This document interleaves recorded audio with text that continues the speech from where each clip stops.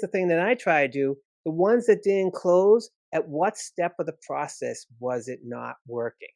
And 9 times out of 10, if you have the data, you see a pattern and you see, look, when I send out this proposal, this always happens.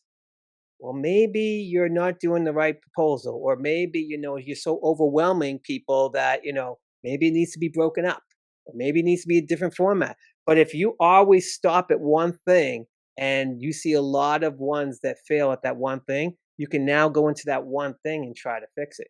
Whereas if you just say, oh, I get a close rate of 40%. So 4 out of 6 I get. Where the six fail? Oh, I don't know. They just weren't right for me. No, some of them were probably not right for you, but some of them you dropped the ball.